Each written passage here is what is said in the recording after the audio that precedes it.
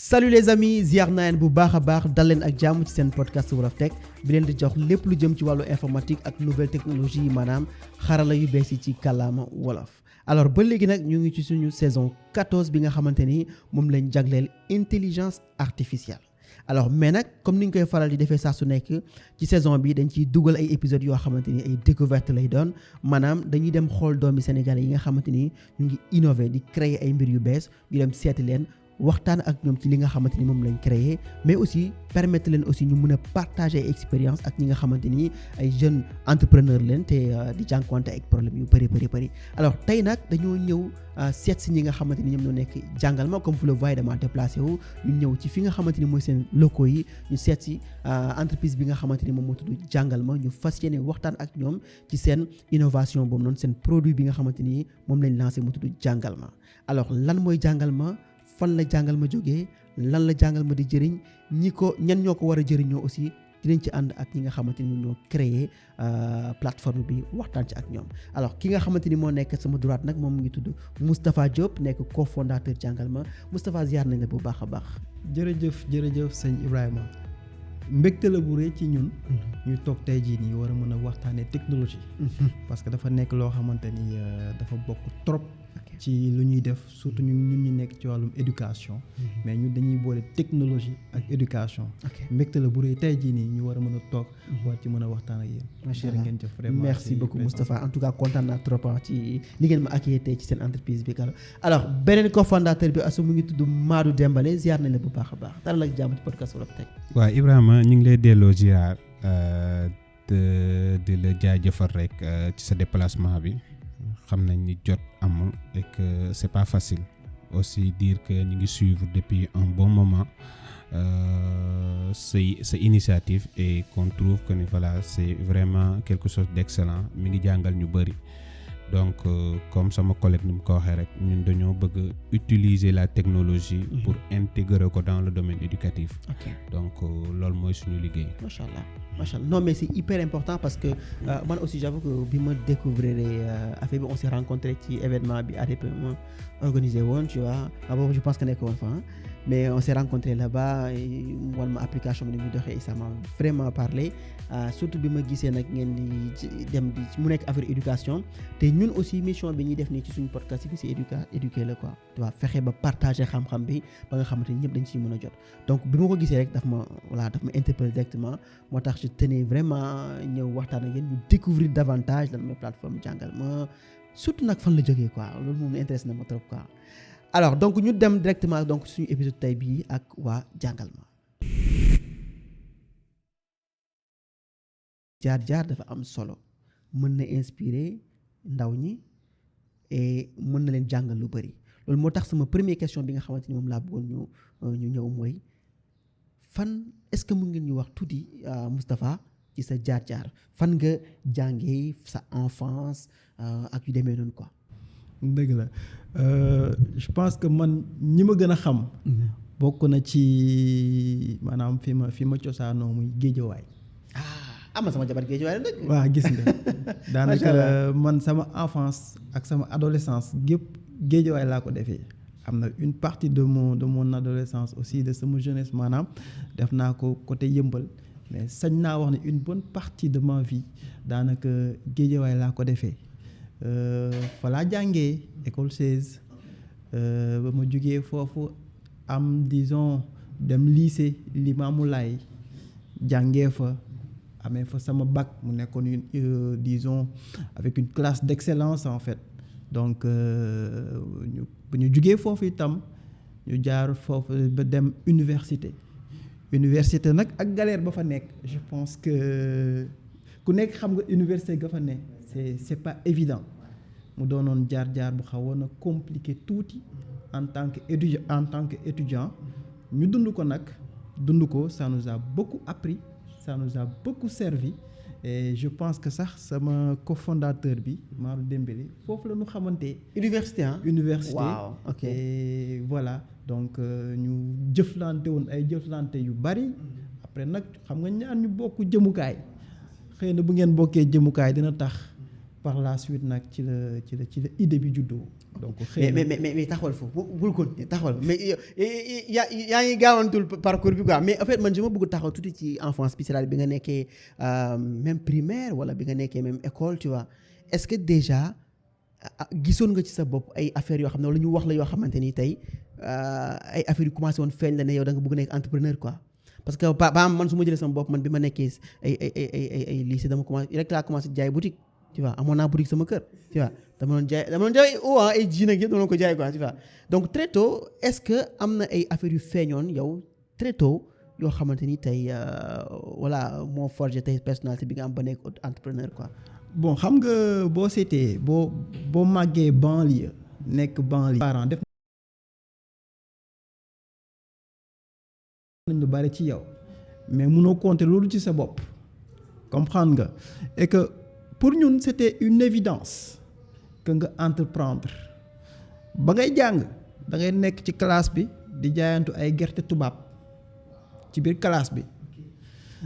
da ngay jàng parfois voilà ngay ñëw di def de petit commerce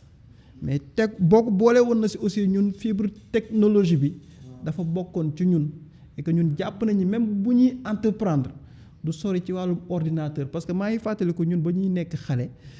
côté bu ñu dëkkee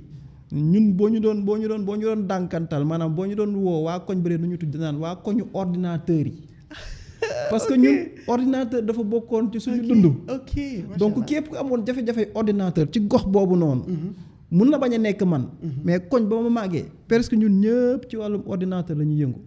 donc de ce fait que yow bis boo demee bay entreprendre wala bis boo demee ba màgg. xëy na li nga miin gën ko xam. jàpp naa ni loolu day yomb nga exceller ci. loolu moo waral nag tey jii nii xëy na bokk na ci jàngal ma taxaw. ngeen nekk entrepreneur c'est-à-dire mais c'est hyper important parce que environnement bi nga nekk. il fallait que nga nekk koo xamante ni da ngay dëgër. effectivement il fallait que nga nekk koo xam ne da ngay entreprendre. mais aussi mais man question bi ma bëgg a xam foofu mooy lan moo indi woon ordinateur bi seen koñ foofu noonu ba yéen ñëpp ngeen nekk ci machine yi quoi. xam nga boo xoolee tey banlieue nu mu bindoo mooy. surtout suñuy jamono. ordinateur dafa nekkoon loo xamante ni gars yi xamuñu ko trop. miinuñu ko trop. si mais daa fekk ne xëy na ñun gox ba ñu nekkoon si koñ ba ñu nekkoon. ñun yàlla dafa defoon ñu am chance. teel ko bëgg. ñu amoon suñu koñ nag ay cybercafé yu bari côté foofu noonu. donc de ce fait ñun fréquentation ci cyber yi miinoon ordinateur mu taxaw ñun ñëpp nag après ñu yoroon suñu ordinateur maanaam di nekk ci daal. dem nag ba nga xamante ni vraiment dañ ko doon miin trop mu doon lu ñuy foowee yi dem nag ba nga xamante ne nit ñi dañu doon dàqantal waa koñu ordinateur bi am na ñoo xamante ne ñii dañ leen a xamee ci wàllum football ñii dañ leen a xamee ci wàllum def yeneen waaye ñun lu ñu xamee woon mooy ci wàllum ordinateur de passage sax maa ngi jaar di ci nuyu sama gars yi lu mel ni ñoom Zamilo ñoom Mbaye maanaam du mënumaa lim mais macha allah bari nañu mais dafa nekk loo xamante ni daf ñu marqué trop ci suñu enfance et vraiment on n'a pas regretté certes nag enfance bu xawoon na metti la parce qu'il manquait un peu de tout kenn du wax réalité yu nekkoon ci banlieue et moo tax ma ne la léegi entreprendre ci ku jógee banlieue dafa doon loo xamante ni c'est une évidence juddu fekkoo fa dara lu fa war a nekk yow yaa ko fa war a def donc bokkoon na ci li nga xamante ni moo doon tax tey jii nii ñu exceller ci école bi bokkoon na li nga xamante ni moo taxoon tey jii nii ñu war a exceller ci wàllum suñu liggéey parce que nag doo ko xaar fenn te doo ko yaakaar fenn boo ko deful kenn du ko def soit nga dem nekk ci wàllum beneen pente bu descendante bu baaxul bi wala nga nekk koo xamante ni dafa gëm boppam nekk ci pour mën ci fighting génne ci boppam donc xëy na condition yooyu noonu jàpp naa ni tax na déjà ñun ñu entreprendre pour répondre ci sa question léegi maanaam condition yooyu aussi ñu xam ko miin mbirum technologie dès les premières heures de la technologie disons au Sénégal ñu xam ko miin ko màggaale ak moom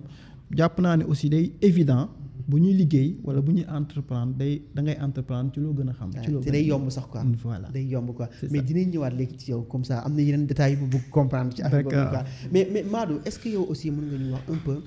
ci sa parcours fan nga jàngee. ak est-ce que bi nga nekkee jeune aussi déjà amour informatique bi duggoon na la tu vois wala ak aussi est-ce que amoon na ay signes yu feeñoon aussi bi nga nekkee xale yu doon wane ne peut-être yow boo màggee di nga entreprendre.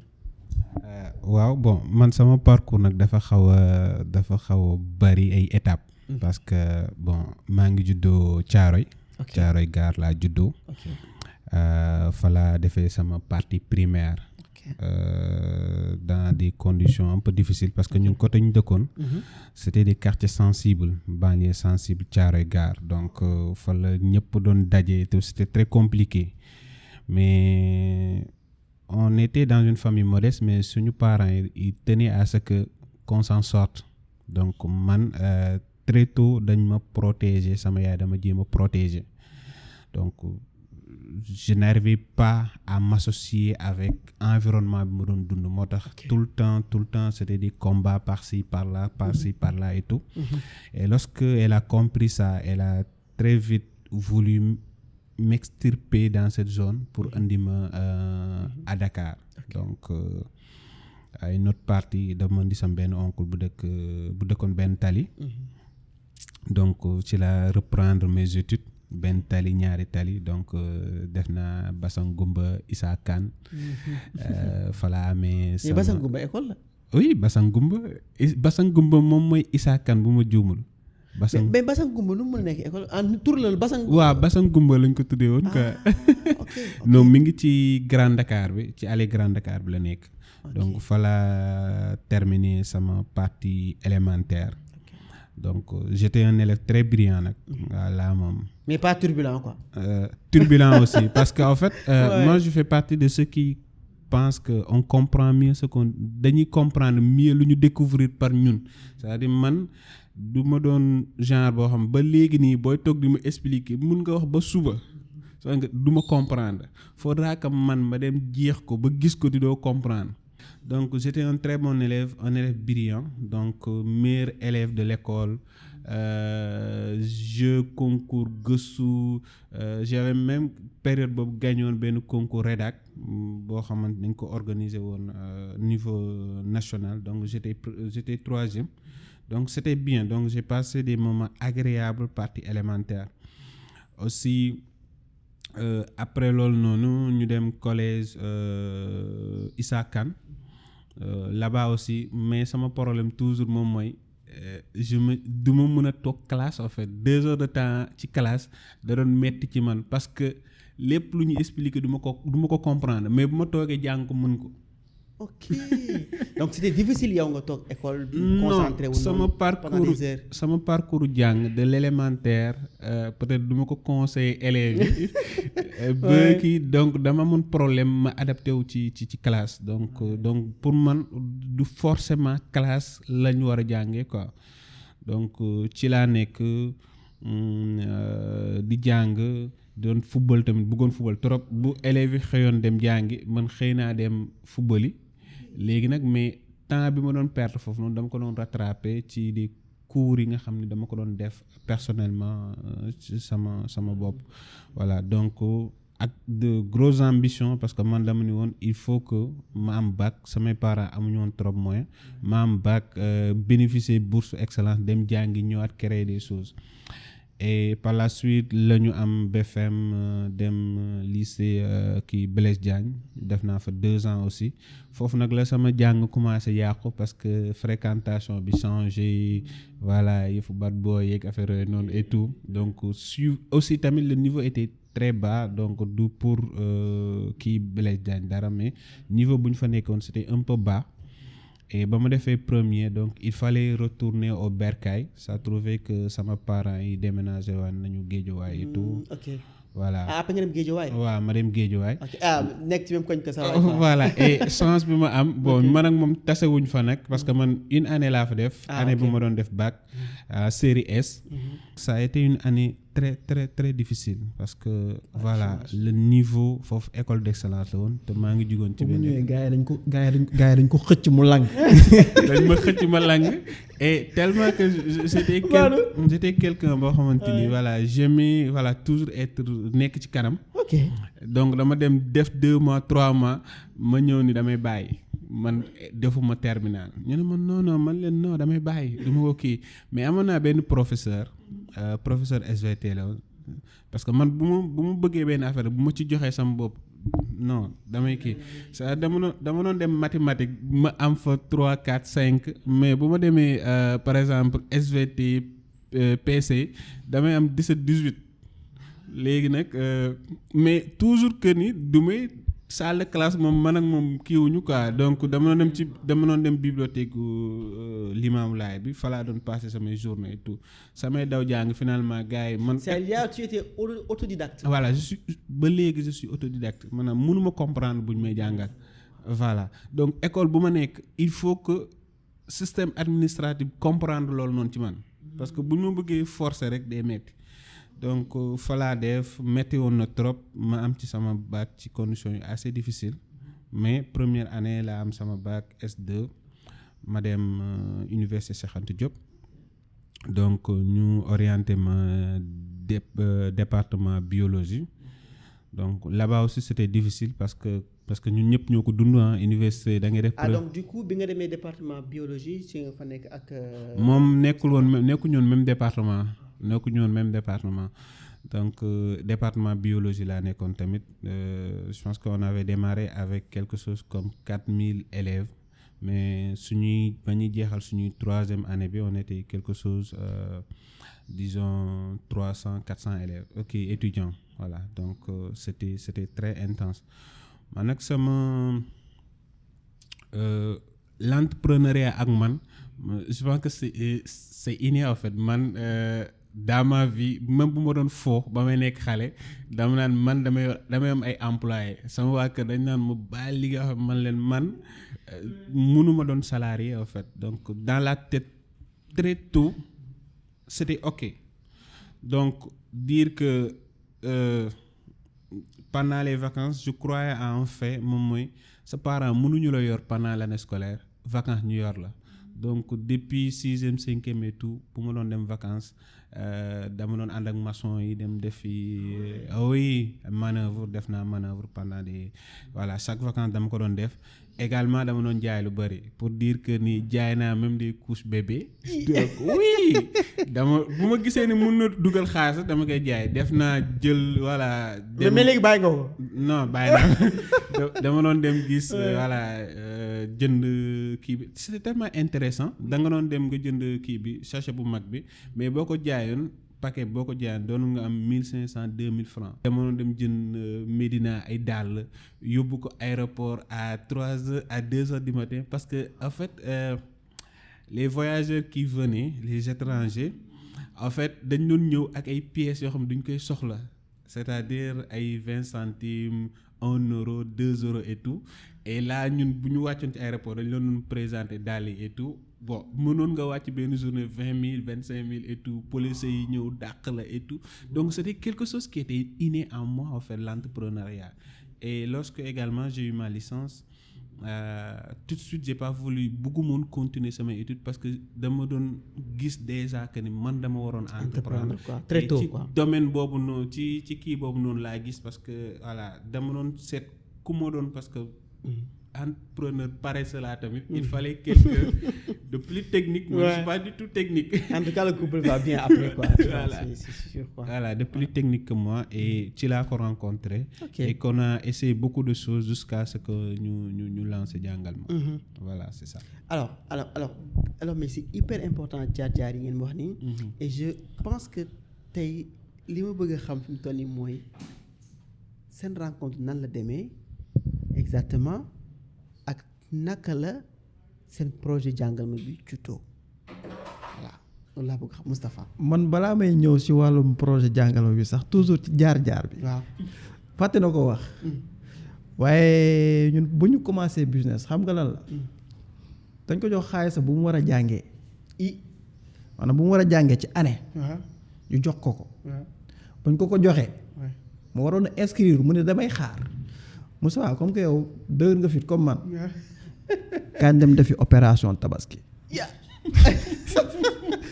Il fallait pas dire ça si.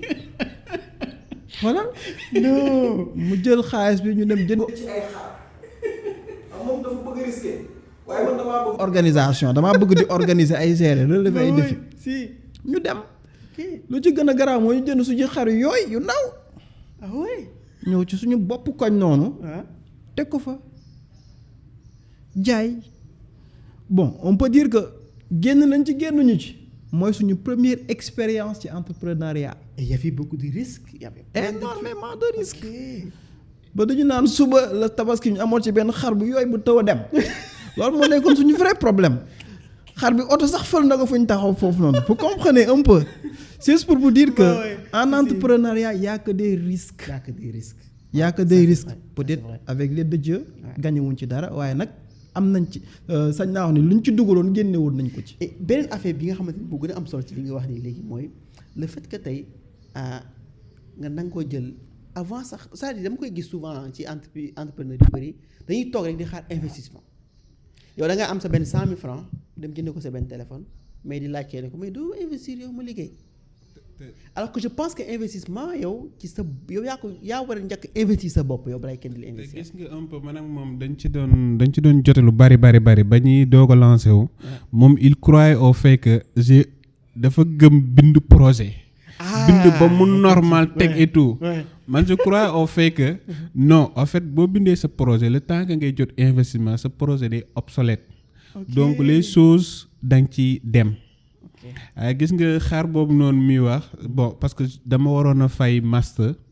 parce que université publique laa nekkoon ma waroon fay master.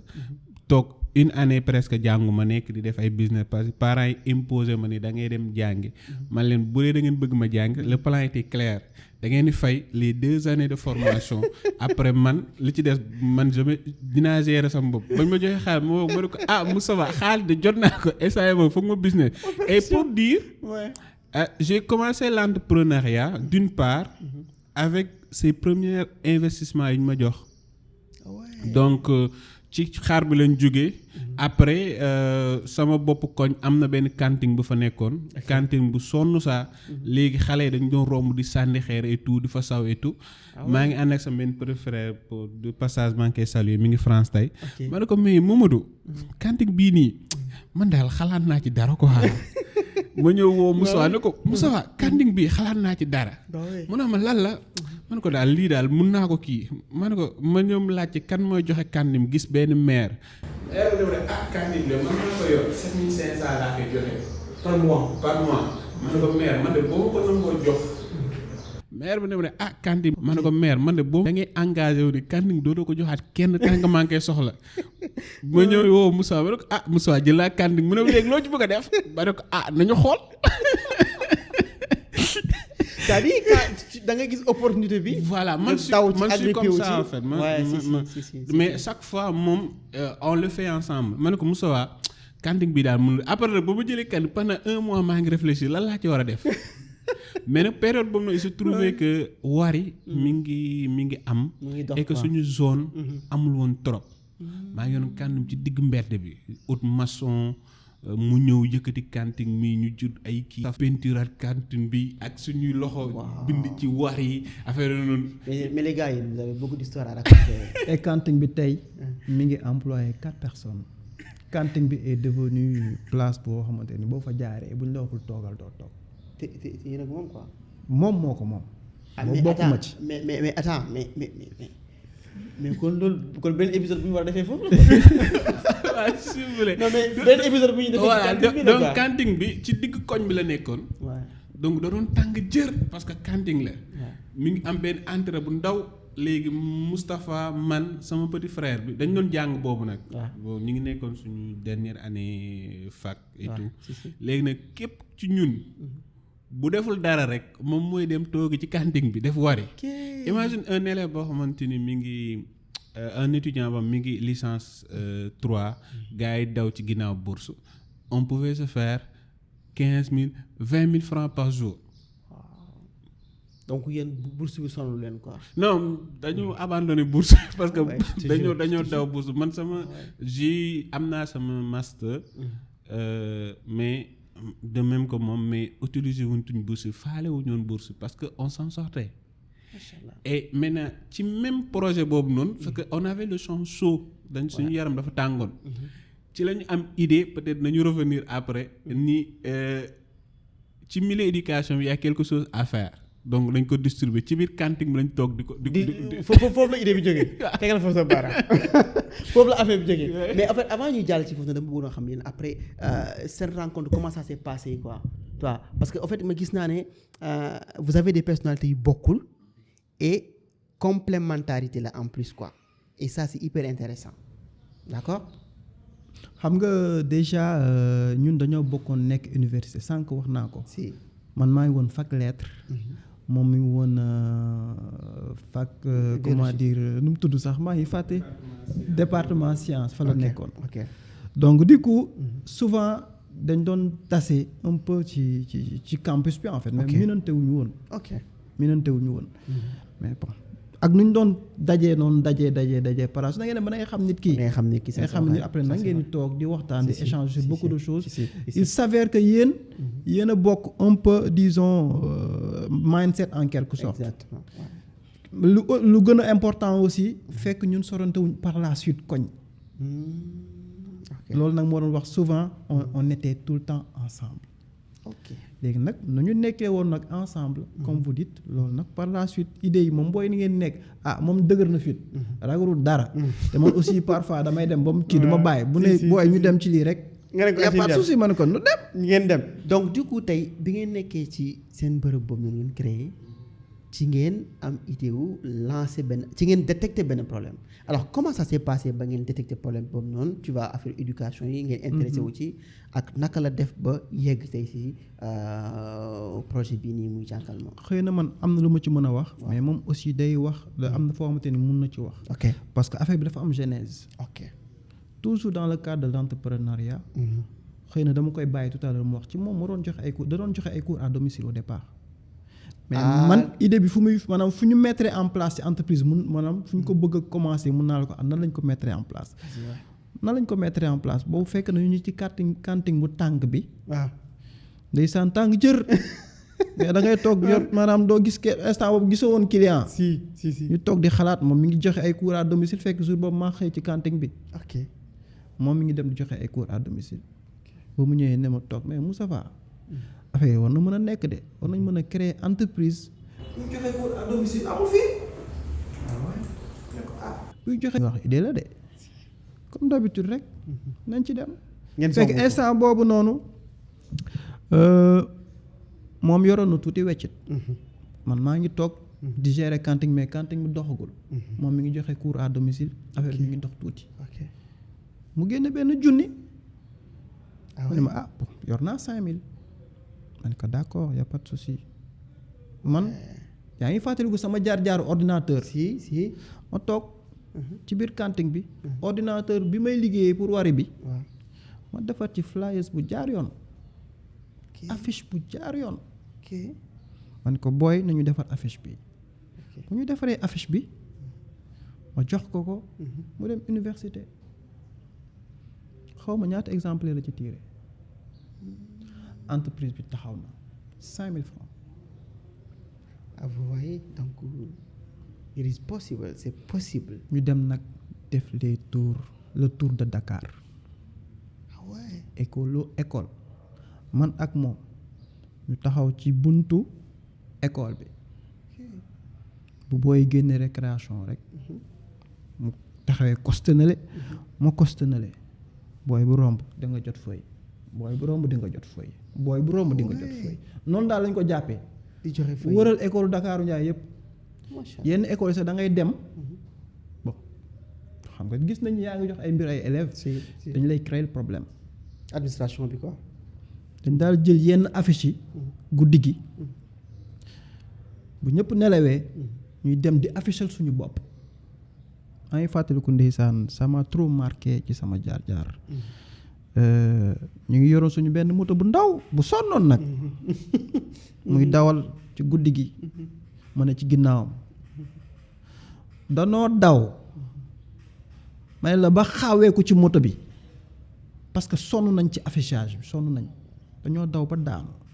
man ko boy ce qu'on va faire nañ dem tëddi ñu dem tëddi tey jii c'est 5000 francs tax na ici au sein de l'entreprise gën caa néew fukki nit ñu ngi xëy di fi liggéey si tey jii avec ces 5000 francs tax na plus de 400 professeurs ñu ngi yaakaar ci ñun à la fin du mois parce que ñu ngi leen di fay parce que ñu ngi wër di joxe des cours à domicile fépp ci Sénégal juste pour vous dire que jaar-jaar boobu noonu tey on est en train de vivre un peu disons les résultats de ce jaar-jaar là. mais qu'est-ce que ça vous fait tey soo xoolee fi ngeen jaar ak fi ngeen yegg si tey qu'est-ce que ça te fait. man pour man su ma tijjee buntu bureau bi le fait que juste ma gis nit ñi di liggéey loolu man mbégte la ci man man jàpp naa ni y a pas plus maanaam accomplissement bu am le fait que nga gis nit ki mi ngi xëy ci jóge këram xëy ñëw liggéey si à la fin du mois xëy na wërsëgam jaar ci yow et que pour man bien pour ñun ñaar ñëpp c'est une vraie fierté. Parfois su ma ciy wax sax sama xol day tooy. Parce que je me dis que c'est très important on a au moins été utile à notre société. parce que jaamu yàlla la sax quoi. Voilà. Non mais c'est hyper intéressant li nga wax nii mais yow exactement lan nga ci bëgg a tegaat nii ci seen rencontre bi ni mu demee. Bon comme ni mu la ko waxee hein c'est un peu ça peut-être c'était venu au bon moment. Parce que comme ni ñu ko waxee on est deux profils différents. Ouais. Donc moom il est plus focus que moi. Seul je n'aurais pas fait quelque chose. Et je pense que lui aussi il avait besoin de quelqu'un comme moi pour pouvoir se lancer. Peut-être am na yenn affaire yoo xamante ni dala koy nëbbu sax ñun Seneweb dañ ko sonaloon. Parce que en fait qu'est-ce qu'on faisait amuñu woon xaalis. Donc lu ñu doon def moom mooy à chaque fois que Seneweb publier benn article bon du ma ko jox conseil yeneen jeunes entrepreneurs. Si. Sur les commentaires on mettait courant dem si jàngal ma day dem ba équipe bi di ñu woo naa leen arrêtez ce que vous faites on va porter plainte et tout mais yàquñu ko sa jour jàngal ma. Le défi était que nga nekk ci kaw. ku lire article gis sa waay si suuf. gis sa commentaire. Tu vois et bonne stratégie hein. Et pour dire aux jeunes on n'a pas besoin de millions de milliards pour démarrer. Ouais. En fait il faut juste avoir le courage de se lancer. Peut-être il y a certains am nañu chance ku leen di épauler mais am na ñoo xam ne amuñu chance mais lancez-vous ci domaine yoo xamante ni peut-être laajul forcément nga jënd benn machine nga jënd benn oto nga jënd benn domaine yu bëri ñu ngi fi service. Man dama ni entre point A diggante point A ak point B point C xaj na ci. Exactement. Donc créer ce point C là pour que A ak B ñu mën a jaar ci yow pour régler ku nekk régler problème. Donc dañuy penser toujours ci principe boobu noonu. mais bëggoon naa xam yow sa cours à domicile yi nga def noonu comme naka la lan demee quoi. Waaw ak yow lan moo tax nga jékki-jékki rek ne da ngay def ay cours à domicile aussi quoi. En fait le problème moom mooy dama terminer sama licence. Et que amoon gisumoon perspective à l'université. Ouais. Et bëggumoon poursuivre donc man dama am licence et orienté nañ ma master d'enseignement et tout et bëgguma koon def donc là ma toog une année boo xamante ni une année sabbatique boo xamante ni liggéey jànguma nanguma dem université et pour bañ a toog sama kër il fallait trouver des alternatives il fallait faire quelque chose et que benn ami moom moo ni ma man de damay def lii ma ne ko mais loolu c'est intéressant léegi sur le coup ma defar quelques affiches dem au Maris ma posté ko ci semaine yooyu y a 3 familles qui m'ont contacté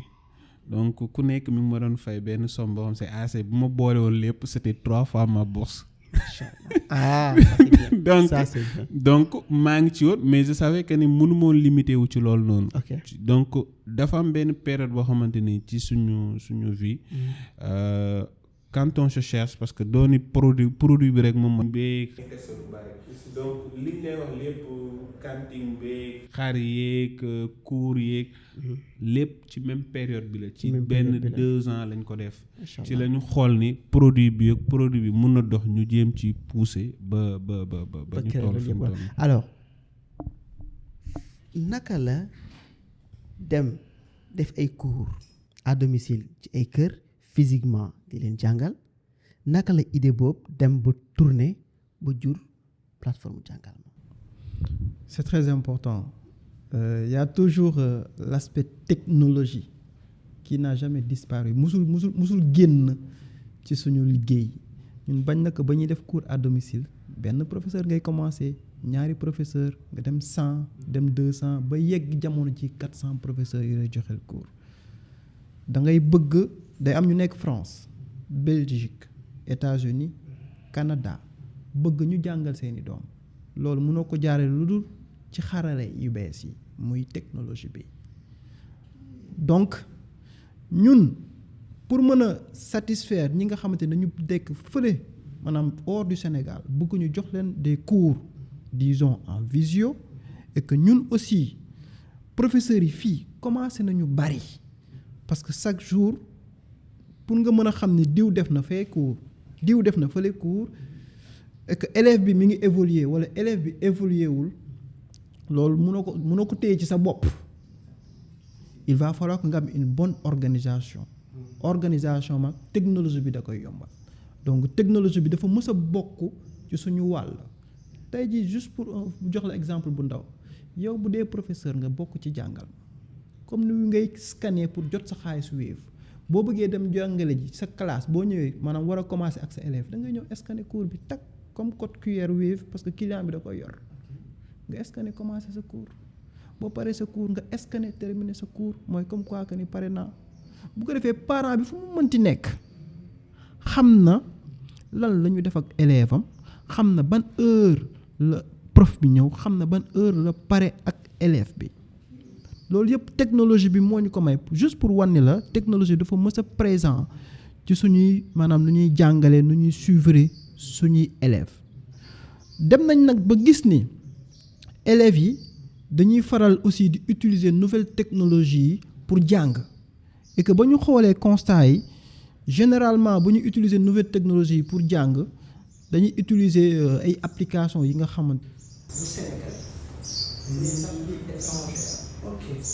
et généralement application yooyu noonu contenu yu ñuy faral di jox élèves yi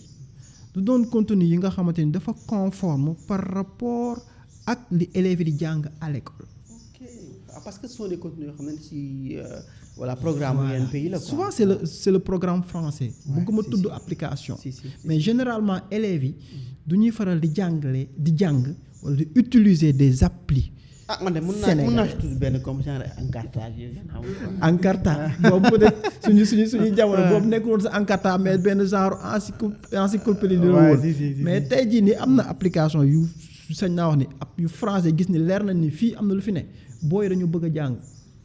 il va falloir que nag ñoom ñu ñëw maanaam on peut dire investir fii nii ñun gis nañu que ni loolu ñoom ñu ngi ñëw mais ñun ñu ngi ci wàll bi ba pare balaa keneen di ñëw di moom suñu éducation parce que nag on parle de souveraineté généralement quand je parle de souveraineté du may bëgg di wax de manière détendue éducation yar élèves yi xale yi lu ñuy dugal ci seeni bopp surtout ñi nga xamante ne ñoo féetee ndaw loolu du fo du caaxaan moo tax ñun bu ñu comprendre loolu lu ñu njëkk a def mooy xool par rapport ak suñuy professeurs yi fi nekk jël ci ñi nga xamante ni ñoo gën a xarañ ñoo gën a joxe résultat ñu jël programme canevas yu ministère de l'éducation nationale di joxe ñu defaral ñu ci programme ay cours yu mucc ayib ñu defaral élèves yi application ñu ciy mën di jàng li nga xamante ni moom la ñu war a jàng par rapport au programme sénégalais noonu la application bi. alors tey si je comprends bien donc application bi c'est-à-dire ba léegi sax je pense am na ay enseignants yoo xam ne dañuy dem sur place di jàngal élèves yi mais ça sera via plateforme bi wala plateforme bi aussi dafa am ay cours yoo xam ne dañ fa nekk élèves yi mën na jàng sans pour autant mu am sax benn enseignant bu ñëw physiquement di ko jàngal. waaw parce que tout à l'heure dama la expliquer un peu fu maanaam technologie bi mosul jóge ci suñu méthode de procédé. exactement mais ñun ba ñu nekkee ci milieu bi. dañu xam ne élèves dañuy utiliser appli yi pour jàng. si léegi nag ñun cours à domicile yi ñu daan joxe. parfois ñuy def des cours en ligne en visio. loolu bokkul. ok je vois benn volet la. ci jàngal ma soutien scolaire. ok loolu nag bokkul ak dara. application bu élèves yi di jàngee bu ñu créer jagleel ko xale yi. c'est-à-dire cours yëpp ngeen dugal ci biir quoi. léegi nag dañuy jël 6e ba terminal ñoom ñëpp ñu xool li nga xamante ni moom la ñuy jàng ci matière yëpp programme bi ñu intégrer leen ci ay cours boo ko liiree ba pare da ngay def quiz maanaam entraîné wu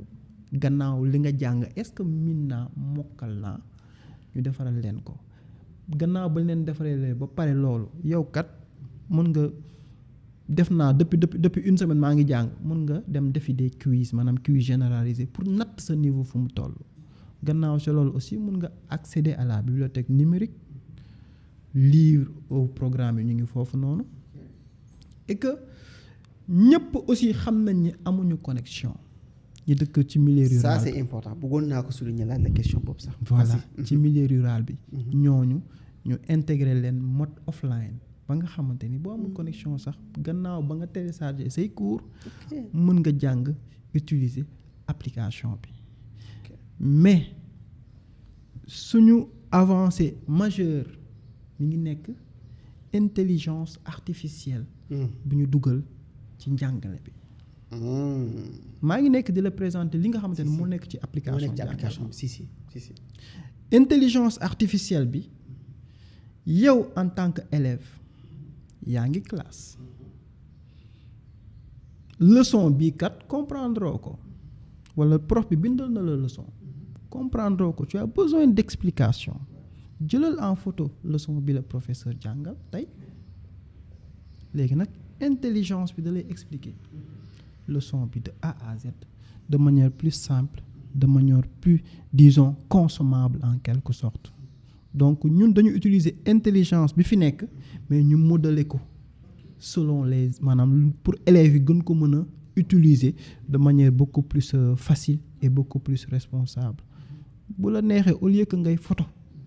mën nga poser question wax bonjour parce que suñu intelligence chatbot ci biir quoi. du ma ko tuddee chatbot mais dama ko tuddee disons intelligence laa ko tuddee. moom mi ngi tudd ñun coach lañ ko tuddee coach Barma c'est-à-dire quelqu'un qui sait oui. d'accord dañoo intégrer ñun suñu intelligence dañ ko tuddee coach donc coach le savant quelqu'un boo xamante ni moom xam na mun na répondre question bu élève bi am di ko poser tey jii nii mun nga ko poser question ci Wolof Tech mooy lan moom da lay répondre lii de émission temps expliqué mun nga demander benn question de cours boo xamante ni peut-être yow comprendre ko moom da la koy expliquer de manière très simple très facile. te da nga koy laaj ci application. waaw da ngay cliquer nga laaj ko et que mu répondre la. ok mais man question bi ma am envie laajte déjà Sénégalais lambda bi nga xamante ni tey mu ngi këram. naka la mën a def ba am accès ci application bi daf koy télécharger wala si web bi lay dem naka lay def ba am accès ci application bi. donc ñaari version la ñu am donc am na benn site web boo xamante ni dañ ko mettre à disposition ñëpp mun nañoo dugg tey jii mun nga taper sa ordinateur cours.jangalma.net nga accéder ci contenu yëpp aussi mun nga dugg ci. comme ni ñuy télécharger WhatsApp. beneen application il suffit juste que nga mettre Jangalma. application bi ñëw. nga télécharger ko et là voilà. affaire bi ñëw quoi. ok nga mën a jàng de manière autonome. ok non mais c'est hyper intéressant mais beneen question bi ma leen bëgg laaj mooy parce que loolu moo nekk li problème bi gën a bari ci en général ci application cours en ligne mooy ressources yi alors ressources yi naka ngeen def. ba am ressources yi est-ce que ça a été facile parce que je pense que dem ci enseignants yi ñu jox la cours yi xaw ma ban format lañ la koy joxee est-ce que format dañ la koy jox wala da nga dem jël kay élèves yi recopier waat ko est-ce que tey ministère aussi d'accord na ne loolu c'est xaw ma homologué laa ko mën a wax est-ce que si tu vois alors naka ngeen dundee affaire yi noonu yëpp et lan moo ci nekkoon. pour man ce qui fait suñu force suñu contenu la pourquoi man la ce qui fait suñu force suñu contenu la xam nga ñun pourquoi ñu je peux dire que ñu am un contenu de qualité suñu réseau de professeurs bi dafa important ëpp nañu presque 400 professeurs ñu ngi fépp léegi nag professeurs yooyu di joxe des cours à domicile di suivre ay élèves am na ñi nga xamante ni ñun dañoo am ranking xam nañu les meilleurs professeurs ci la ñu sélectionner un pôle jël les meilleurs professeurs ñu jël canevas bi ministère de l'éducation nationale joxe parce que nag du ñuy faral di joxe ne la cours bi nii la non dañuy joxe canevas prof bu nekk defar ci coursam bu ñu jëlee canevas bi jël professeurs yi sur la base de ce canevas là ñoom ñu élaborer ñu ay cours yu consommable yu mucc ayib application ba ñu ko lancé février 2024 la février 2025 ñu ngi am plus de 150 000 téléchargements 150 000 téléchargements. C'est énorme. fay ñu publicité élèves yi ñoo ci doon waxtaan seen biir mu doon loo xamante ni bouche à oreille la. mais application c'était payante. En fait ça dépend dinañ ci ñëw tout à l'heure bu bëggee juste pour te dire que contenu bi tax na élèves yi xam ni lii seen moomeel la ñu partageante ko seeni biir bu mu xamante ba mu tax jamono jii nii boo jëlee application Sénégal yu Sénégalais yi defar ñooy numéro 1 mën nga dugg Play Store da nga koy gis du loo xamante ni dañ koy inventé certes nag classement bi day fluctuer tout le temps boo jëlee application éducative ci suñu domaine premier c'est toujours les étrangers mais ñun ñooy deuxième mais ñun ñooy première appli sénégalaise bi nga xamante ni ñu ngi nekk ci côté Play Store et que pour man du lenn lu dul suñu contenu de qualité bu ñu mettre en place. Non mais ça c'est hyper intéressant et là loolu mu may yóbbu sax ci beneen question boo xamante ni c'est je pense que am na solo aussi te nit ñu bëri war nañ ci mën a jàng mooy lan moo nekkoon problème yi nga xamante ni moo gën a compliqué ci parcours boobu noonu quoi c'est-à-dire entre defar application bi déployer ko voilà professeurs yi fii ça a mis combien de temps ak lan moo nekkoon aussi jafe-jafe yi. Bon, peut-être sens bu ñu am ñun on a été un peu visionnaire avant que avènement application bi di kii donc lui comme ni mu la ko waxee dafa technique trop donc on a pensé xalaat nañ mbir mi yàgg na parce que à la base site internet la woon donc histoire application bi nan la ñëwee à la base ñun dañ doon joxe ay cours à domicile donc c'était dafa am nit ñi dañ ko doon def naturellement. mais dafa amoon benn critique boo xam da doon ñëw tout le temps seeni produit dafa cher. produit dafa cher. waaw maanaam cours à domicile dafa cher. du ñëpp ko mën a fay. ok je vois. accessible ci ñëpp. maintenant xam nga rek boo jeune et que tout yaa ngi am kii. ñu ne mais bu dee dafa cher pourquoi pas ñu defar benn site boo xamante ni booy mën nañ ci am contenu bi yëpp jàng quoi. exactement. donc petit à petit ak suñu professeur. mais bu ñu ci amee contenu bi yëpp jàng mais du gratuit quand même dañuy moyenner benn. non à la base c'était gratuit. ah oui. à la base c'était gratuit. et ñun on aura voulu ba léegi tey bu ñu amoon appui bu war application bi duñ ko jaay ce sera gratuit. non appui boobu dinañ ci ñëw léegi. voilà léegi qu'est-ce qu'on a fait ñu commencé di regrouper des contenus nànk-nànk di kii professeur avec des coûts des fois da ngay wax ak professeur négocier ak moom. voilà c'est un peu compliqué. regrouper contenu bi moom moo nekkul li gën a difficile. parce que c'est pas facile d'avoir des contenus de qualité. conformes au programme sénégalais. donc suñu plus grande difficulté ci processus moom mooy. regrouper le contenu. bi ñuy mettre ci application et moo nekk tey suñu plus grande force tey Ok. on a eu des mastodontes yoo xamante ni ils ont voulu acheter parce que lu ñu bëggoon jënd mooy base de données bi nag on a mis des années à regrouper base de données boobu noonu ok tey base de données boobu nag moom la ñu utiliser ci suñu application moom moo tax peut-être mën nañoo am ñu ñuy xëccantal ci domaine bi mais day métti trop ñu accéder fu ñu ni parce que dañoo jël beaucoup de temps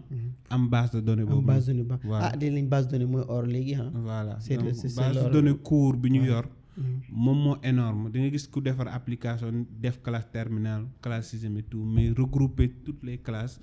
defar des contenus de qualité je pense que moom moo nekkoon plus grand défi bi ñu Défi bi ñu bu ngeen- relever quoi ok Moustapha bëgg nga laay devenir si défi yooyu noonu ban est-ce que déjà mën nga ñu raconter benn anecdote boo xamante ni ci jafe-jafe yi la quoi tu vois loo xamante ni vous avez passé ci ba ngeen di defar seen application bi wala bi ngeen di taxawal entreprise bi parce que je pense que entreprise bi xëyul rek ngeen am nombre de personnes yu toll nii am nga ay étapes yu ngeen jaar est-ce que nekkul étape bu am na moment yoo xamante amagu leen woon local peut-être tu vois mais est-ce que am na ay anecdotes yoo xamante ni mën nga ñu ko raconter rapidement. xam nga foofu moo nekkoon sama bureau bu ñu nekkul ci kanting bu tàng ba sama néeg la xam nga nu mu nekkee woon sama néeg mooy man nag xëy na peut-être sañ naa wax ni xawoon naa xaw a mën a wax tuuti surtout ci wàllum français bi man nag maa yoroon téléphone bi sama néeg walla ci comment dire ci kanting ba donc ñun jàngal ma tàmbali nañ ko lu yàgg amuñu local pour te dire que affaire yi dafa metti woon trop man parfois li may gën a maanaam li nga xamante ni daf may gën a marqué mooy bu weer di waaj a dee c'est le problème de tous les entrepreneurs da ngay xool weer bi kat ñaata lañ dugal ci xaalis gis ni 10 millions dugg na waaye kat professeurs yi ñaata lañ liggéey nga xool ni xalaat ni 15 millions lañ liggéey ñun chaque fin du mois défi de tout entrepreneur mooy est-ce que tu es suffisamment rentable pour mën a fay loolu bokk na ci li nga xamante ne daf ñuy sonal maanaam dañ koy dund au quotidien mu doon loo xamante ne dafa jafe trop donc pour man ce sont des choses qui me marquent chaque fin du mois nga war a xalaat xam nga nit ki day xalaat moom bu weer bi deewee moom lu muy fayee ko exactement si waaye ñun bu weer bi deewee mooy naa fay sama collaborateur yëpp ba pare su ma fayee nag sama collaborateur yëpp nag bu boobaa su ma tëddee damay nelaw exactement ça c'est vrai donc mais je pense que même problème boobu noonu bëri na ci Sénégal entrepreneur yu bëri dañuy am problème boobu noonu c'est-à-dire voilà am benn fonds boo xam ne dañu mën a permettre ñu mën a di fay seen salaire à temps bëri na man start-up man depuis 2019 ma commencé podcast bi bëri na ay initiatives yoo xamante ni invité naa leen parce que souvent damay def après 1 année 2 ans après ma waat leen téléphone ne leen fan la seen affaire yi toll mais plus souvent da ngay dégg ñu ne non après daanu na parce que on n'a pas en fait muñ ba sonn dañoo xoox ñu bàyyi. effectivement et je pense que c'est le commun entreprise yëpp la des fois c'est liquide mais des fois day am tellement de défis yoo xam ne da nga ko war a relever que ni des fois nit ñi dañ naa la mais yow lu tax nga continuer di entreprendre lu tax nga nekk ci pourquoi doo arrêter nga dem trouver leneen quoi tey jii nii mi moom on a d'autres activités d'autres sources de revenus day metti nga jël sa xaalis du ko ci dugal avant nga ñëw sànq sax ci lañ leen wax tout le temps sa bébé la da nga koy bëgg de telle sorte que doo bëgg mu gaañu doo bëgg dara jot ko difficulté yi nag day ñëw mais yow da nga koy dund maintenant damay revenir juste am na omettre na ko benn anecdote la tamit et pour comprendre un peu li ma doon wax sànq mooy ñun commencé nañ jàngal ma on a am nañ suñu premier client amuñu woon professeur amuñu woon professeur. Ah oui? Il m'appelle ndi boy am na benn client bu bëgg de waaw mais moom semaine bi yëpp la bëgg chaque jour ci semaine bi ñu ne ko chaque jour ci semaine bi ñu ne ko waaw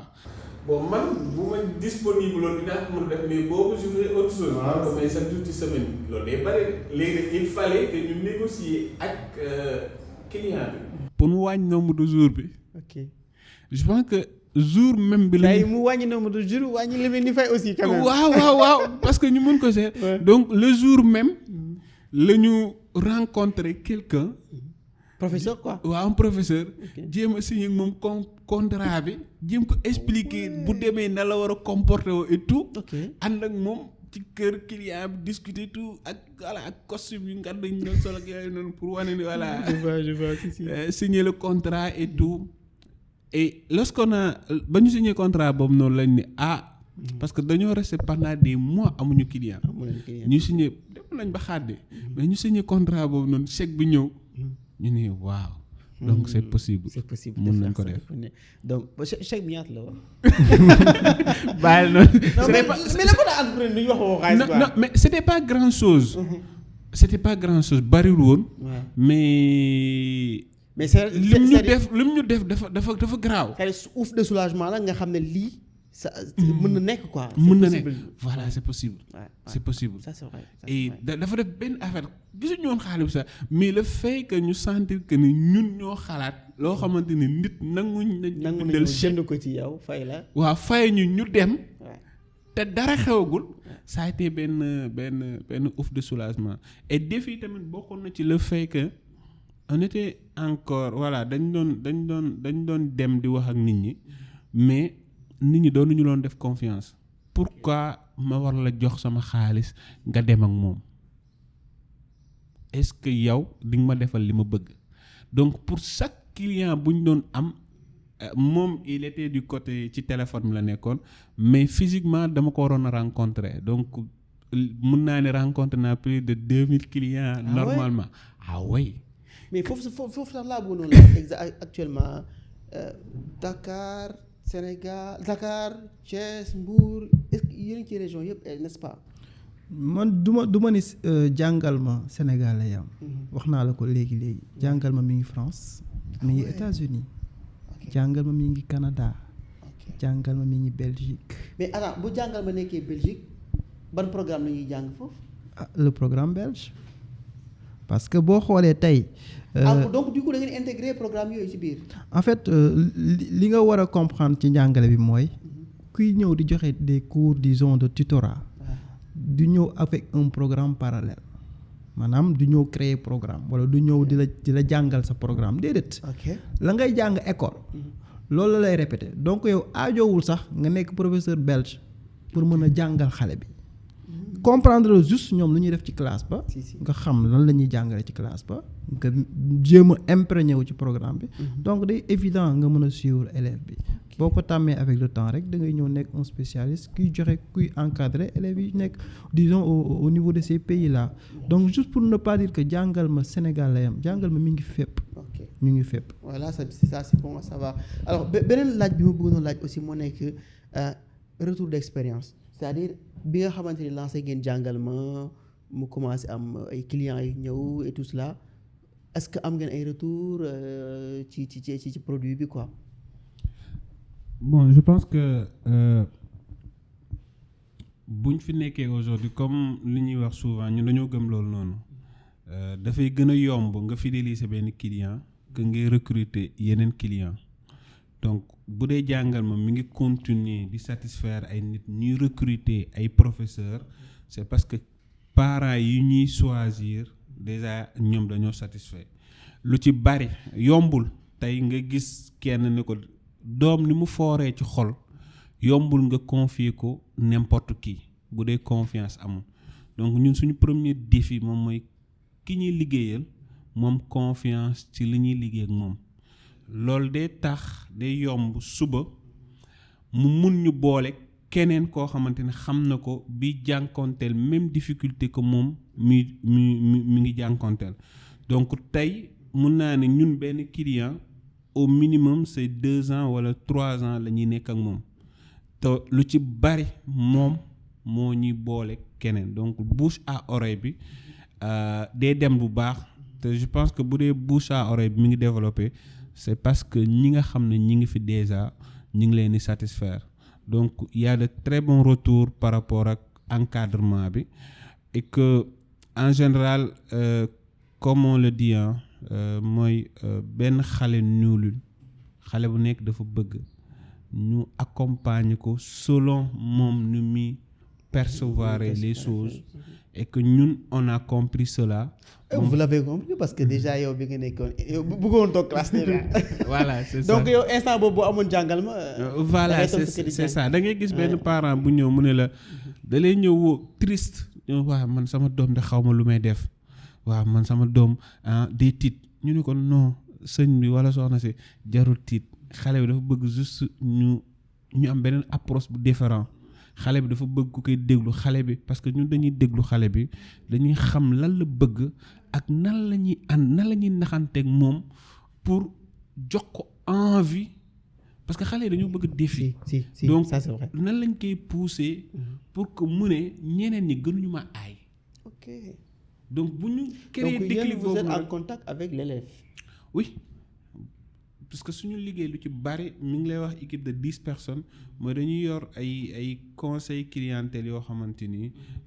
des pédagogues yoo xamante ni ñoom ñi ngi fii et à tout moment lépp loo xamante ni bilan la rapport la ñu ngi koy envoyé dañ koy étudier pour xool lan mooy lan nan lañ koy améliorer pour que xale bi mun ci gis boppam et progresser. ok non mais c'est bon je pense que c'est hyper important benn point bi nga xamante ni dinañ ci ñëw léegi nag mooy problème de accompagnement yi est-ce que bi ngeen sumbee projet bi nii da ngeen dem ay seen ay fonds propres wala vous avez eu accompagnement ñu leen accompagnement boobu nan la demee exactement yéen aussi est-ce que bi nga xamante ni am ngeen flamme bi déjà bi ngeen nekkee jeune amoon ngeen affaire bi mu woon ci yéen ngeen nekk entrepreneur est-ce que après da ngeen gën a jàngiwaat dolliwaat ci pour mun a accès fi ngeen accès parce que tey voilà macha allah yéen a ngi am seen bureau bu baax tu vois am ngeen seen ay employés yéen a ngi manager seen employés yi yéen a ngi doxal business bi mu ngi dox tu vois est-ce que lu ngeen jàng la wala déet est-ce que am ngeen ay accompagnement wala déet aussi. ñaari question nga posé mooy accompagnement bi beneen question mooy est-ce que ñun maanaam jàngiwaat nañ pour mën a manager damay tontu ci li nga xamante ni mooy question bu mu mujjee léegi gis nga pour mën a gérer entreprise ñëpp nag mën nañoo entreprendre sama cofondateur bi moom jàpp na ni ñëpp mënuñu entreprendre waaye man dama jàpp ni ñëpp mën nañu am idée de business jéem ko doxal waaye nag pour mën a pérenniser une entreprise il faut de bons managers pour mën a nekk nag un bon manager soit da ngay def 15 ans jàng ko dans le tas soit nga nekk un entrepreneur né tu as entrepris après nga confier ce business à un manager ce n'est qu'à partir de là nga mën a am une entreprise florissante jàpp naa ne lii mooy li nga xamante ni mooy les bases entrepreneur c'est différent de manager entrepreneur mooy créer mooy mettre en place mais manager mooy màggal boîte comprendre nga pour man yii pour nga def ko foog nga xam ko jàng ko dans le tas wala nga jàng ko am ci ay lijaasa ñun nag danoo boole ñaar jàng nañ business maanaam business entrepreneurship jàng nañ ko donc am nañ ci lijaasa ba ñu commencé ak jàngal mag léegi ëpp na fukki at donc min nañ bu baax terrain bi on sait un peu comment ça se passe kenn mënuñ ci certes dañuy jàng bés bu nekk lu bees waaye ci suñu domaine sañ naa wax ni xëy na nit mënuñ ci wax luñ ci xamul parce que am nañ lu bari luñ ci xam voilà donc par rapport ak accompagnement yi nag man dama mës a gëm ni un entrepreneur peut créer pour répondre aux besoins de ce koñ waaye boo bëggee nekk un champion national ñaari option mooy nekk sa kanam soit ñu accompagner la porter la nga nekk un champion national soit nag nga nekkal ko sa bopp mais day nécessiter beaucoup plus de temps parce que day nécessiter beaucoup de fonds. Voilà temps boobu lu nekk xaj na ci comme ni nga koy waxee mun sa entreprise mun na daanu yow si boobu mun nga ko bañ a fekkee léegi nag pour aller beaucoup plus rapidement lu simple tu as besoin d'accompagnement du mel ni fii ci Sénégal am na ay DER am na ay ADPME am na ñeneen ak ñeneen pour yéen ngeen accéder ci structure yi pour am ay financement. Bon je peux dire que ñun lu ñu def yëpp on a toujours fonctionné en fonds propres loolu moo tax xëy na jàngal ma yéex a nekk un champion national maanaam suñu xaalis suñu business jural suñu bopp wala suñu propre fonds lañu parfois la ñu jël pour injecter en cas de crise financière waaye nag xaaru leen état pour xaaruñu kenn ci dara mais bon instant bii nag ñu ngi ci ay pourparlers comme lu mel ni agence su ADPME ñu ngi jàppale nag ci lu bari foog ñu wax ko ñu ngi ciy jàppale ci lu bari donc fu mu toll nii am na yu concrétiser wulgul ñu ngi xaar mais comme je dis rek ñun xaaruñu ci ay financement xaaruñu ci ay accompagnement pour nekk ci yooyu day ñëw fekk ñu ci te bu ñu fekkee nag day tax bu boobaa ñu mën a teewal Sénégal maanaam bis bu ñu état wala ku mu mënti doon jëlee teg ci benn baaraam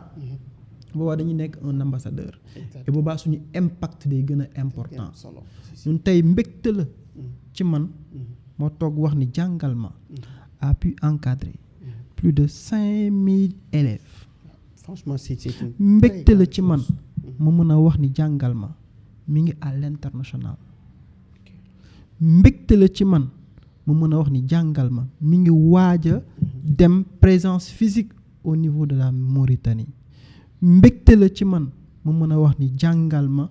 mi ngi disons travailler avec plus de 400 enseignants mbégte la ci man ma mën a wax ni jàngal ma tey plus de 10 personnes ñu ngi xëy di fi xëy si ci entreprise bi mbégte la ci man ma mën a wax ni ñun bokk nañ ou bien ñun gagné nañu les awards de la jeunesse africaine parmi plus de 600 candidatures dans plus de 6 pays africains tey jii ñun ñu gagné ko raaye la pour man bu très important mbégte la ci ñun ba ADPME organisé concours du business plan ñu nekk parmi les 100 entreprises les plus performantes sénégalaises loolu xam nga lu ko waral junni. waaw junni moo créé loolu yëpp. junni créé loolu yëpp. non mais je pense que man li ma gën a retenir dans l'histoire de tout ça c'est-à-dire mooy comme li nga wax ne début bi tu vois ak aussi benn affaire bi ma gën a neex aussi mooy ni ngeen amee ay personnalités yu différents mais pourtant vous arrivez toujours à travailler ensemble tu vois c'est-à-dire des fois li gën a intéressant boo nekkee ci entrepreneuriat mooy muy am ay divergence mu am ay esprit ay idées yoo xamante ni ça diverge quoi pour que ngeen mun a approfondir parce que bu fekkee ne kenn day wax benn affaire kenn ne ko waaw ok baax na c'est bon peut-être ça va pas dañu mujjee xuloo waaw tu vois dañu xuloo chaque jour ñun duñ juboo te rek ci suba rek tu vois donc du coup moi je pense que ça c'est hyper important parce que dans la construction parce que vous allez faire des choses yoo xamante ni ça sera vraiment en profondeur quoi da ngeen di creuser à tout moment mais doo leen limité wu et je pense que tey bokk na ci caractères yi nga xamante ni tey entrepreneurs yi war nañ ko très tôt commencer développer ci ñoom tu vois ba bañ a réfuter critique bi ñu bëri nag dañ leen di critiquer rek ñu foog ne non c'est la fin du monde tu vois alors que critique yi mën nga ko jëlee de manière positive pour que mu nekk loo xam ne da lay construire quoi alors léegi nag pratiquement def nañ presque 1 heure et quelques tu vois. ça passe vite. gars yi nee nañ ne luy duuf ci nag bi xajul ci cin bi tu vois mais tey jii nii lan ngeen bëgg wax Sénégalais yi en termes de li ngeen jàng ci loolu noonu yëpp quoi ci création entreprise bi ak fi ngeen toll ni tey ban message ngeen bëgg lancer à tous les jeunes entrepreneurs yi nga xamante ni tey ñu ñuy déglu ñoo xamante ni tey bëgg nañ am comme li ngeen am nii commencé foo xamante ni ci suuf la woon tey ngeen yegg si foo xamante ni yéen a ngi doxal seen business quoi te di ñaan yàlla nag mu gën a avancer ci kanam loolu mooy première question bi beneen bi mooy fexe jéem a xam lan moo nekk le next step lan la. man jàpp naa ni dëkk lu ko war a doxal c'est le secteur privé dëkk lu koy doxal c'est l'entrepreneuriat. Il va falloir que ñun ñëpp jeune bu ci mënti nekk c'est bien certes nga jànge ami say lijaasa dem université pare def concours état bi jël la soit état bi da lay jël soit secteur privé bi jël la léegi nag soit ñun dañuy nangu nekk ñuy créer secteur privé maanaam créer de l'emploi wala ñu nar a nekk ci ñu ñuy employé jàpp naa ne nag dëkk bi lu koy tax a màggal mooy ñu bokk ci ñuy créer emploi créer emploi mooy il faudra que ñun jeunes yi ñu nangu di entreprendre nag moom wax dëgg yàlla maanaam c'est le yin et le yang mën nga cee tekki waaye nag y a le revers de la médaille c'est pas évident donc va falloir vraiment nga armé wu de patience il va falloir que nga vraiment déterminant il va falloir aussi nga audacieux mais ci kaw audacieux bi nga def il va falloir que aussi nga vigilant parce que 1 franc bi ngay dépenser war nga xam foo koy dugal ñun am na ci yu bari yu ñu jaar ba ñuy entreprendre jël nañ xaalis jox ko nit mu dem ak moom ci suñu cadre lépp suñu cadre jàng la mais pour te dire que ci yooyu ci entreprendre la bokk léegi nag pour man c'est une évidence pour jeunes yi mën a entreprendre pour mën a doxal dëkk bi il va falloir que ñun ñëpp ñu def dara pour ñu mën a def pour maanaam pour mën dëkk bi mën a dox il va falloir que ñu nangoo entreprendre man jàpp naa ni c'est un message que je lance à l'égard à l'endroit de la jeunesse il va falloir que ñu entreprendre bu ñu xaar dara ci Diomaye bu ñu xaar dara ci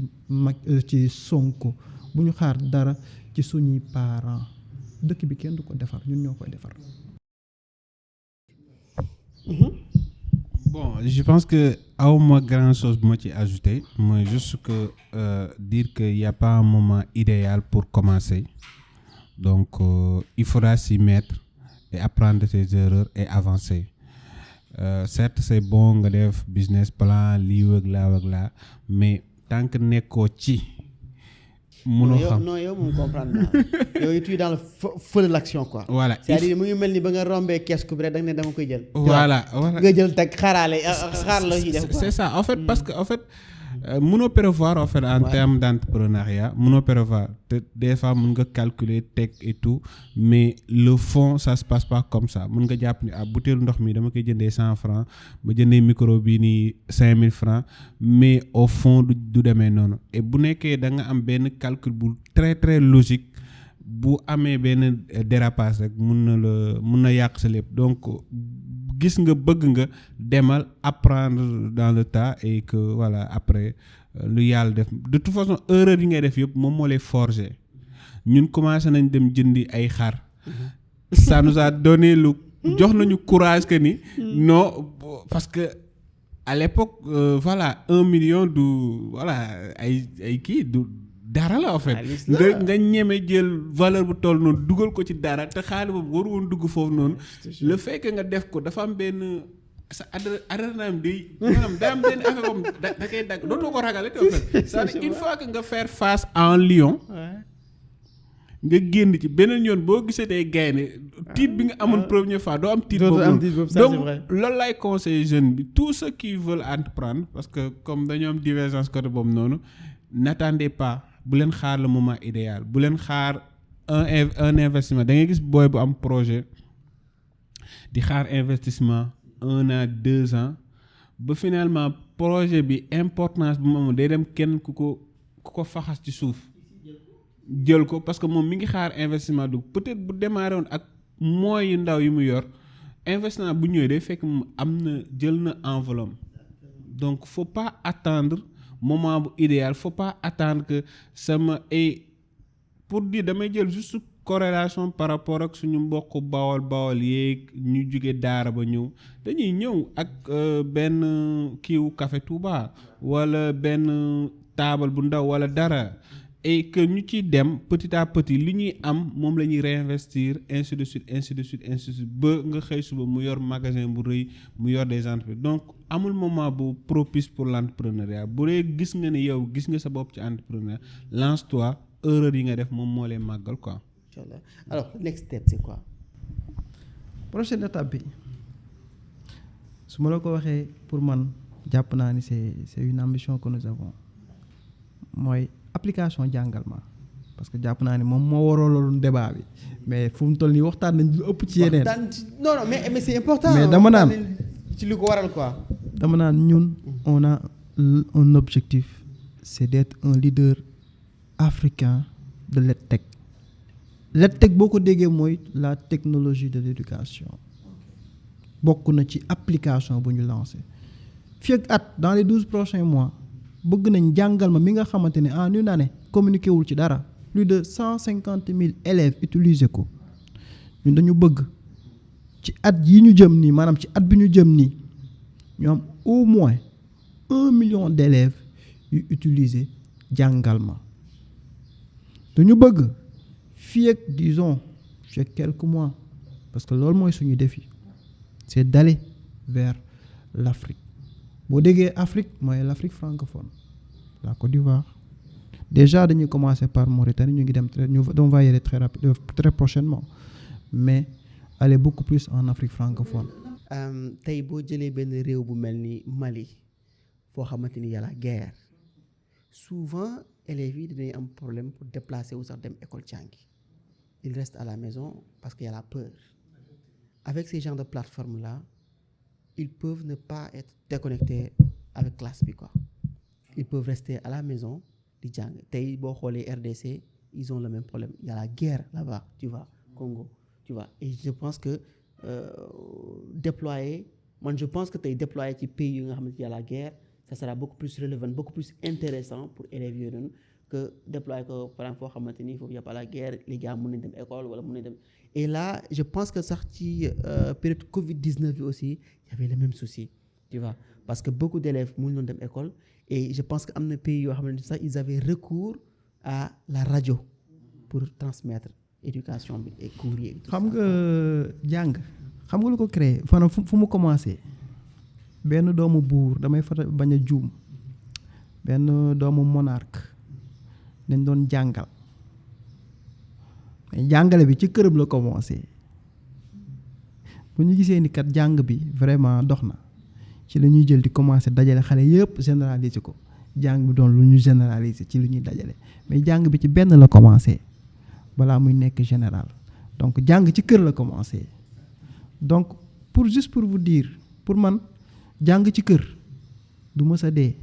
jàngale du mës a dee que nit ñi di lekk que nit ñi di bañ a lekk que nit ñi nekk ci guerre que nit ñi bañ a nekk ci guerre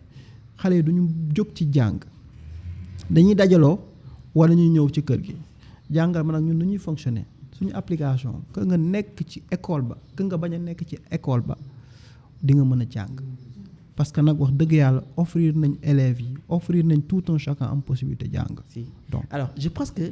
émission bi du muy gën a dem xam naa ne sax fi mu toll nii gars yi sonn nañ ñu ngi ñaata 1h25 mais en fait émission bi du muy gën a dem may gën a am ay questions yu ma bëgg poser non mais parce que maa ngi bëgg a laaj fi mu toll nii mooy contenu yi élèves yi di jàng yéen tey au Sénégal comme contenu boobu moom ngeen di jël di ko dugal ci plateforme bi parce que contenu moom moo nekk moom la ministère ki ne moom la war a jàng réellement mais est-ce que contenu boobu yéen tey vous êtes convaincu que ne contenu boobu noonu moo baax pour élèves yi est-ce que war nañ ko réadapté waat tu vois par rapport ak besoin bi nga xamante ni parce que àdduna day dox léegi ñu ngi wax affaire intelligence artificielle est-ce que yooyu waruñ ko dugal ci programme yi parce que comme yéen bon man ça fait des années xamatuma sax lañ ñuy jàngale primaire mais yéen comme yéen a ngi ci biir am ngeen benn visibilité 360 degrés ci domaine boobu noonu est-ce que yaakaar ngeen ne contenu bi état Sénégal war na ko mën a améliorer. bon ñun ñi ci domaine éducation bi bon suñu vocation dans un premier temps nekkul ni il faudra changer le contenu ou bien ne pas le changer mais c'est de permettre que contenu bu ñu teg élèves yi mun ko assimiler et que ñu mun a progresser ci seen jàng maintenant toutefois suñu gis-gis bopp la ñu am moom mooy que ni pour ñun éducation bi dafa dense il y a beaucoup de choses yu ñuy jàngal booy tey réellement soxlawuñ ko donc li ñuy wax xale bi tey soxlawul parce que l'information tey dafa accessible avant ba ñuy jàng pour que nga xam dara da ngay soxla aujourd'hui moom moo koy jàng ni la lii mooy lii te aujourd'hui information bu ci bari élève xam na ko am na ko accessible ci moom tey élève bi soxlawul nga ne ko en quelle année fut créé le royaume du Cayor et tout parce que day demander téléphone am wax ko donc il ne stocke plus l'information ci boppam donc aujourd'hui dafa doon baax ñu gën a dem ci l'essentiel et de préparer xale yi ñu mën a utiliser les outils qui sont là pour aller beaucoup plus vite man je pense que université am na benn parcours bu ma benn matière bu ma def bu intéressant bu ñu tuddee woon technique de recherche xaw ma nag nan la ñu amee idée boobu noonu intégrer ko ci programme bi mais c'était très très très très intéressant technique de recherche donc on nous apprenait nan la ñuy def bu ñu bëggee xam dara nan lañ koy jeexalee suñu bopp ba am ko donc pour man tey lu ci bari loo xamante ni ñu ngi koy jàngal xale yi on soxlatuñ di leen bombarder ak des informations mais outiller leen de telle sorte que ñoom nañu mën a dem à la recherche de l'information que ce soit du primaire du collège du lycée comme de l'université outillons booy pour que ñoom ñu mën a dem à la quête de l'information non seulement jàng bi dina gën a qualitatif et dina gën a rapide pour xale yi. ok voilà. ok je vois alors am na loo ci bëgg sànni ci loolu. man juste que dama jàpp ni ça urge et c'est une évidence que xale yi ñu am une éducation numérique noonu laa ko mën a tuddee éducation numérique mooy lan tey da ngay xool li xew ci TikTok bi waay tu te dis les gens ne sont pas préparés li xew ci TikTok bi lu ci gën a bari mag ñi naa une très mauvaise utilisation de TikTok lu waral lool mooy on n'a pas une éducation numérique un État qui sait lire en principe dafa war a anticiper loolu mooy dès le bas âge dès l'école primaire xale yi nga jàngal leen l'éducation numérique naka la ñuy utiliser jumtukaay yu bees yi dafa am solo gannaaw boo leen waxee naka la ñuy utiliser jumtukaay yu bees yi dana leen muccal ci parfois ñu retrouver wu yenn images yi ci biir réseaux sociaux yi parce que man mii di xale xaw ma ni ma sama photo ma publier benn photo bu n'importe quoi demain mënoon naa nekk président mais photo boobu yàqal na ma il va falloir que ñu yar leen ci loolu gis nga nag li mën a wax léegi gannaaw bu ñu leen yaree ci loolu mooy nga démystifier loolu ñuy utiliser nga xamal leen ni loolu du dara lu dul des lignes de code wax leen nu ñu koy defee parce que nag loolu mooy tax ñu mën a concurrencer doomu tubaab bi mooy doomu chinois bi doomu américain bi ñoom dañ leen di tàggat ci loolu ci ba ñu nekk ndaw mais ñun fii balaa ngay waxi développement application développement web il va falloir que nga am bac ba pare nekk magum jëm xale nag ngir nga bëgg ko def expert maanaam nit ngir nga bëgg ko def expert wala mu doon ku nga xamante ne day doon ku xam-xamam màcc trop ci wàll wi il va falloir que ba mu nekkee xale ba mu nekkee ndaw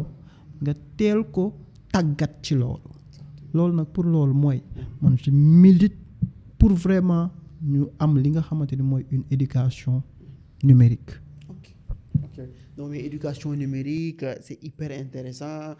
mais est-ce que vous pensez que Wolof mën nañ ko intégrer un jour ci éducation bi. effectivement ñun je pense que essayé nañ ko testé nañ ko jàll na. mais alors comment. oui ci application bi essayé nañu intégrer le wolof mu jàll mais ce que ça demande en termes de ressources en termes de base de données et tout ñun amuñu moyen boobu noonu pour une utilisation grand public. Mais comment vous utilisez le wolof ci application bi ni muy demee. Bon en fait aujourd'hui dañuy permettre que apprenant bi parce que ñun dañoo gëm que ni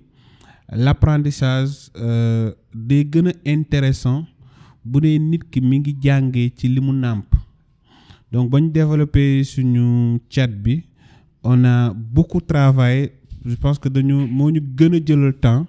pour permettre que tey élève bi mun a interagir ak suñu outil bi ci langue wolof parce que l'objectif moom mooy ci langue yu ñuy gën a olof séeréer pulaar et tout mais dañ ko démarré woon ci olof ba ñu testé olof bi ba affaire bi jàll serveur bi moo njëkk a tëb parce que attanu ko et que voilà ressources yu muy laaj également parce que il faudra comprendre que l'intelligence artificielle aussi c'est pas gratuite day demander ay ressources te ressources yooyu noonu boo ko naree imputer ci élèves apprenants yi c'est un coût qui est énorme raison pour laquelle ñu reculer waat ci nànk la solution est là mais la solution ñun amuñu les capacités pour déployer la solution. Alors là moom on va lancer un appel fort à gars yi yor kii Diamniadio bi. data center Diamniadio bi ils doivent vraiment taal affaire boobu engin boobu. gars yi mun ci mun a. man dama jàpp ni. waaw puissance de calcul bi ñu mun man je suis sénégalais xale laa dama bëgg a comprendre li ma sama professeur jàngal tey ma posé coach lan mooy racine carrée de 1 nga am une voix bien sénégalaise avec un accent sénégalais mu ne la maa ngi lay jaajëfal ci sa laaj boo déggee racine carrée de 1 mooy maanaam cette voix te répond en wolof kooku compréhension du doon benn mukk par rapport quelque chose qui utilise koo xamante ne day utiliser des moyens d'apprentissage disons classiques testé nañu ko gis nañu ça marche par contre dafa am lu mu laaj comme ni ko sama cofondateur waxee lu mu laaj nag mooy ça demande des moyens techniques que ñun à notre disposition mënuñu ko am ça demande également des moyens financiers parce que l'intelligence tamit dafa laaj koppar gu bari donc loolu nag ngir ñu mën ko doxal tant que 2 éléments yooyu noonu réunirul wax dëgg yàlla projet bi def nañ ko ba pare dañ ko mettre fu mu toll nii en stand-by mais on espère que d'ici quelque temps dinañ ko reprendre. En tout cas l'appel est lancé. Non mais dinañ ko reprendre et je serai hyper content de revenir fii nii waxtaanaat ci affaire bi ci fonctionnalité. Inch'Allah tu vois et franchement man kontaan naa trop tey ñëw fii nii découvrir application jàngal ma bi découvrir entreprise bi. tu vois xam naa nag dinañ fi ñëwaat benn yoon pour fekk fii gars yi tu vois tout le monde tu vois. Inch'Allah. voilà mais tey week-end bi la donc du coup moo tax kenn nekk bi donc du coup franchement kontaan nañ trop franchement ci li ngeen ñu invité ci seen entreprise bi ñu waxtaan ci jàngal ma donc je pense que découvrir ngeen lan mooy jàngal ma alors lan mooy sa mot de la fin. dëgg yàlla mot de la fin bon là. je pense que c'est bon. lépp lu ma waroon wax naa ko. lan mooy mot de la fin bi moom mooy di la remercier encore une fois yombul nga déplacé wu ñëw fekk ci suñuy bureau et tout def entretien bi ak ñun. je pense que aujourd'hui on a besoin dañoo soxla ay initiative pareille au lieu que nit ñi di waxtaan ci kii moo def loo xamante ne amul benn apport ci société bi ci ay futilités. am ñoo xamante ni tey dañuy fësal parce que tey lii boo ko fësalee am na benn jeune boo xamante ni mi ngi toog de son côté peut-être voilà amoon na envie entreprendre peut-être lii mun na ko motiver pour mu def daal je pense que yaa ngi motiver xale yu bari te di nga continuer di motiver et c'est un plus booy apporter société bi je pense que ay initiatives yu ñu war a appuyer la yu ñu war a accompagner la pourquoi pas suba mu génn ci suñuy télé yi parce que li fi génn moom lii moo ko ëpp solo donc di la ci jaajëfal et que comme ni nga ko waxee rek on espère que dinañu gisewaat. non dinañ ñëwaat et que véritablement dina fekk voilà def bis bi quoi. Inch'Allah. En tout cas merci beaucoup et que bon vent ci initiative bi. En tout cas li mu wax je vous félicite vraiment ci concept bi moi je ma jàpp ni gis nga comme son nom l'indique jàngal ma ñu dañu war a jàngalaat suñu société dañu war a jàngalaat suñu société ci naka ñun débat télé yi dañu koy utiliser souvent pour leneen lu mel ni politique à 90% télé ci loolu rek la ñuy waxtaane jàpp naa nag bu ñu bëggee am un pays prospère certes il va falloir que ñu xam la chose politique nu ñu ko yoree waaye jàpp naa ne lii tax dëkk bi naa dëgg mooy débat yu mel nii parce que débat yu mel nii jàpp naa ne xale wala ku mu mënti doon même bu dee 1 minute la dina am lu mu mën a def ci nit ki dina am njeexintal ci nit ki lu mel nii dañu ko war a di fulandi maanaam di ko gën a yaatal pour man dafa nekk loo xamante ne war nañ la ci encourager war nañ la ci féliciter et que ñun c'est vraiment mbégte bu màgg bu ñu am tey jii nii ñu toog di waxtaan ak yow échange ci suñu lu ñu xam mais également di xamle suñuy jaar-jaar tout en espérant que suñu jaar-jaar dina am benn nit bu mu war a mën a impacter. jërëjëf vraiment. non man mii déjà j'ai beaucoup appris déjà seen jaar-jaar bi tu vois parce que des fois da ngay bëgg créer sa entreprise man mii passé naa ci affaire yu bëri mais dama teel a daw. tu vois mais comme dama bëgg affaire entrepreneuriat moo tax gis nga ma lancé waat podcast bi nii tu vois pour nekk di ci. entrepreneuriat tu vois voilà tu vois donc du coup j'ai beaucoup appris man tamit ci li ngeen wax nii et franchement maa ngi leen di remercier bu baax a baax alors merci beaucoup à tous les amis maa ngi leen di jox incha allah dig daje ci beneen week-end dinañ demaat encore gisante ak yeneen innovateur ak yeneen doomu sénégalais yoo xam ne ñu ngi def affaire bu am solo alors mën ngeen suivre émission bi ni sur YouTube mais mën ngeen ko aussi suivre sur toutes les plateformes yi nga xamante ni moo plateforme podcast yi la muy Spotify Google Podcast Apple Podcast mais aussi mën ngeen ko suivre sur www.woloftech.sn alors boo leen duggee aussi bu leen fàtte aussi abonné wu ci plateforme yi mais aussi ngeen joxe contribution pour que ñu mun di wéyal émission bi saa su nekk mais aussi revenir ak yeneen concept ak yeneen format yoo xamante ni moo gën a intéressant et format aussi yu gën a mucc ayib quoi comme léegi technologie day avancé bu baax a baax il faut aussi que ñun aussi ñu avancer ak technologie boobu noonu te loolu dañ koy mën a def grâce ak contribution yi nga xamante ni ñu ngi koy def ci plateforme yi merci beaucoup et à la semaine prochaine incha allah.